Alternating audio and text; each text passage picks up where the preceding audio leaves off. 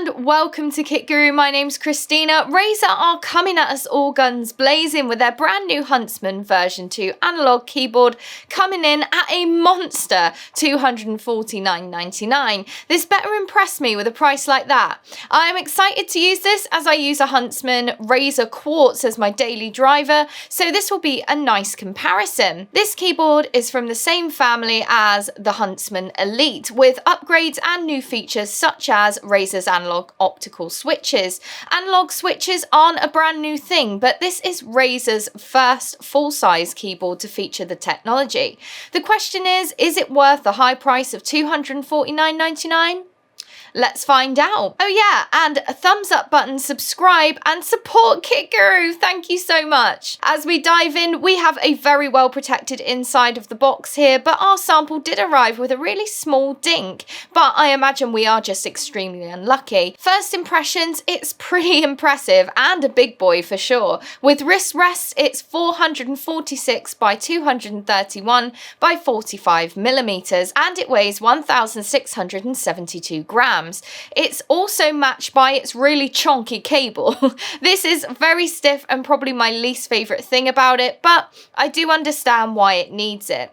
The cable ends in a split cable of a USB-A and USB-C. You also get a USB-C to USB-A converter if your PC doesn't have a USB-C slot or you don't want to use it. There is also a 3.0 pass-through on the left-hand side, which is good as you aren't losing that USB port. And also the placement of the pass-through means it's nice and easy to get to. The design is very premium too, which I would expect for the price. This is a nice mix of plastics, and this aluminium plate really adds to the build quality as there is no flex whatsoever. This is another reason why I personally like heavier peripherals, is because you always seem to get more rigidity out of them. Underneath you have some nice anti-slip pads, and on my mat it is really secure, and again the weight really helps with that.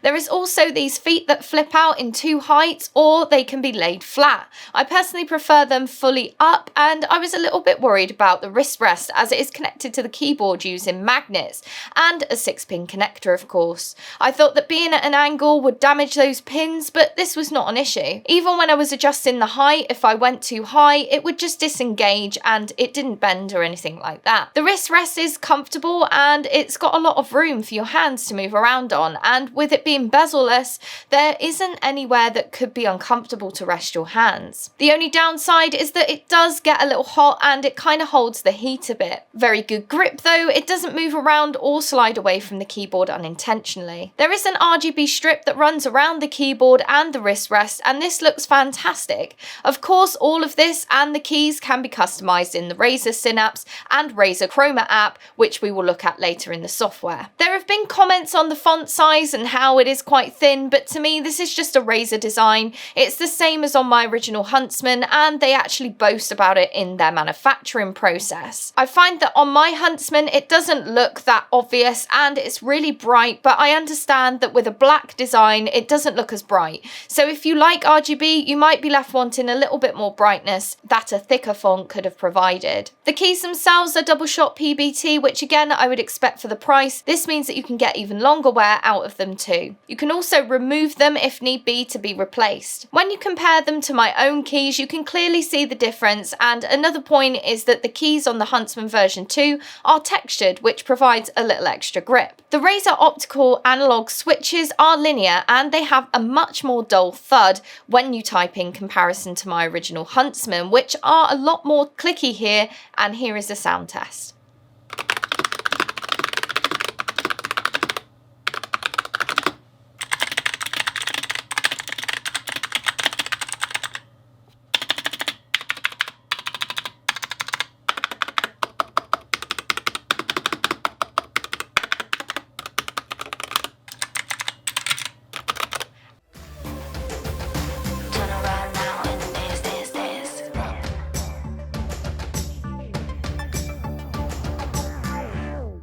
Out of the box, I found that when I'm typing, I'm almost hitting the keys harder for some reason, and you really don't need to do this because you can set the actuation point to wherever you want it, but I'm still unsure why I'm compelled to do it nonetheless.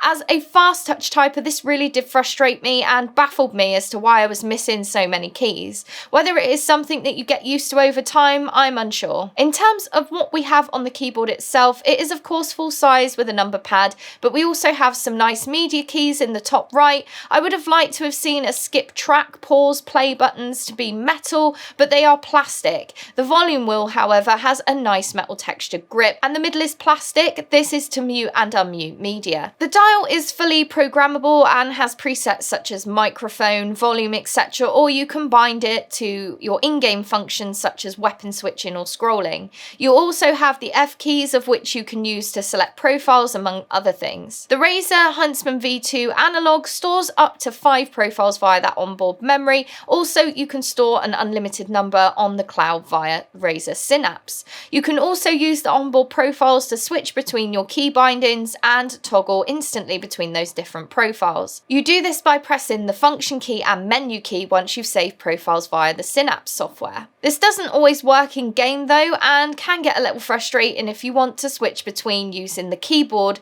as a keyboard or as a controller. More on this later though. You can choose between presets, lighting effects, and even if you don't have Razer Synapse installed, simply press function control and 1 to 7 to switch between the preset lighting effects. Tap on the same number multiple times to toggle between preset colours in the same effect style. You also have a function key combo that stops you being able to press the Windows key. Brightness of the RGB can be changed using the function key and the light up and down keys. And also you can put the machine into sleep, which I hate using as it takes ages to go on and off, so I don't really recommend using it at all. Moving on to the switches, these are still optical switches. A traditional keyboard switch is either actuated or not, so you only get either on or off when pressing a key. With an analog switch, it aims to replicate an analog controller stick, so instead of just on or off, it can sense various degrees of input, which corresponds to how deep or how hard you press the switch. As an example, instead of being stood still and then straight to running, you can mimic a controller as if you're gently pushing forward on that controller stick to go from being stood still to slowly walking, walking fast, then running. You can choose one setting for every key, or you have more control by setting specific keys to be different. Here's how to get these settings in the software. First, make sure you have the most recent up-to-date version of the software and make sure that you select the correct keyboard. Click on that and you come to the main screen. If you click a key, you can adjust the sensitivity scaling of the analog input to match your playstyle or desired effect by adjusting the actuation as demonstrated. You can also set a custom release point here if you wish. Below, you can set all buttons to have the same actuation and release if you wish as well. If you want some buttons to work as a controller, for instance, this can be a little confusing, at least it was for me at first. I immediately thought you could just use this quick bind WASD to joystick to be able to transfer the WSAD keyboard controls in-game to be the analog controller, but no, the way you have to actually do it is pretty different. I got confused because to me a joystick is what I refer to as the analog stick on a controller, but it's not this setting. This is for if you have a flight simulator joystick. If you want to use these keys as the analog stick, for instance, you actually have to select the key W and go to controller, not joystick. Here you can change it to joystick up. You can also change the sensitivity if you want to. If you click the Profiles tab, you can link games to a specific profile or create your own by pressing the memory icon on the previous screen or the plus add button here. On the previous screen, if you click the memory card, here you can see the profiles displayed over on the right. You can place them in any order that you want. You can access these via the function key and the menu key shortcut.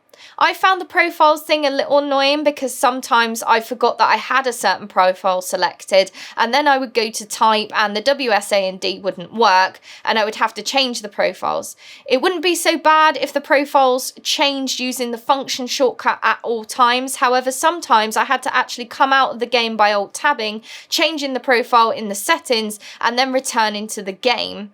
A small inconvenience, but for me this is just an extra step in my user journey that I didn't wouldn't really want to happen. Also, you really need to know what buttons you are mapping, as they are different for every game. For instance, some driving games may be left trigger to go, some might be the A button. So make sure you know your mapping before changing anything. Another feature is the dual step actuation by selecting keyboard function in Synapse. Here you combine two different functions to two different points of actuation. However, you can only assign the keys to have dual step actuation when you are in the keyboard mode. You can't assign it to control buttons, so you can't have, say, weapon 1, which would be left bumper at light actuation, and weapon 2, which would be right bumper on full actuation. You also have all the usual macro and remapping options, as well as advanced lighting in the chroma section. Now, as you know, I would normally just go for COD or Call of Duty, as that's my go-to game to test a keyboard or mouse, but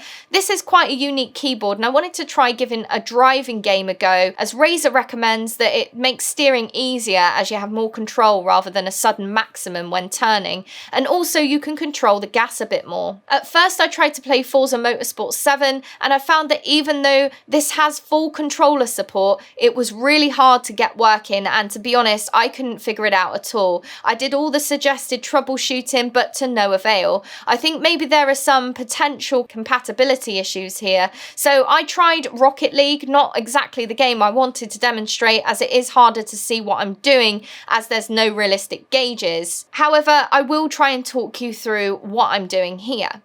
So this is me pressing fully then into a controlled forward motion with a half depressed key. As you can see, it keeps a steady pace and it's not full throttle. I then go full speed to show you the difference. Once I am stopped, you can see the wheels turning slower rather than a full right or left lock. And I can kind of wiggle in between what a normal key press would not be able to register. I also tried Fortnite in the creative mode, and you can see here normally you would start at full sprint, but when switching to controller mode, you can see that I am able to control the movement speed a lot better. But to me, this seemed to give me no competitive or physical edge, as I could just tap the keys rather than hold them to get to the destination in game slower, or to have a less drastic steering movement in a driving game, I could just tap the keys or let off of the accelerator key to slow down, which to be honest is normally how I play driving games. But the one thing with this keyboard is that it does feel more realistic to press a button and have that gradual feedback. I did find it hard to press keys gently though, and even though I tried all different sorts of sensitivity levels, I really couldn't get the hang of it in a high adrenaline moment in game. I was always overshooting, and I found that I would just go back to my old way of playing as if it was a normal keyboard. I am by no means a flight sim person, but maybe if you are into flight simulation, this keyboard may help due to the complexity and amount of controls, but I found it extremely tedious going through all the controls and trying to decide where to put them, and finding that I would maybe need something else that I forgot to bind, or I'd put it in the wrong place and it was awkward to get to.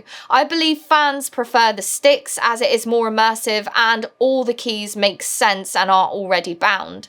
Let us know down in the comments though if you're a flight sim fan and you use an analog keyboard. In conclusion, I found the software for the key binding and the dual actuation a little overwhelming, and it could get a bit complicated at times, as you literally have to program in exactly what you want out of this keyboard. This is fine if you have the time and patience, but for me it was just a little too much, and I think this keyboard might work for gamers looking for a totally different keyboard experience, or someone who wants to have a keyboard that literally can be both a controller and a keyboard at the same time. But I feel that users would really get the most out of this keyboard are a niche, in my opinion. For me personally, I'd rather just have a keyboard and a controller, for example. You could get the Huntsman Elite for $199 and an Xbox controller for approximately 50 quid. I genuinely think that this keyboard is great, don't get me wrong. Its features, looks, quality and functions are cool, but it overcomplicates things for me, and as a result it's time consuming. And okay, yes, once it's set up it does work, but the performance as a keyboard is okay if you like linear keys, which I personally don't, and it does okay at being a controller, but again, I'd rather a device be top of its game in its own field rather than trying to be a jack of all trades. But that's just my opinion, and what do you think of analog keyboards? Is it something that you would want as your daily driver? Well, let us know down in the comments, and whilst you're there, hit that like and subscribe button. Make sure to check out our merch down below and our website daily for tech news. I'm Christina, this is Kit Guru, I'll see you next time.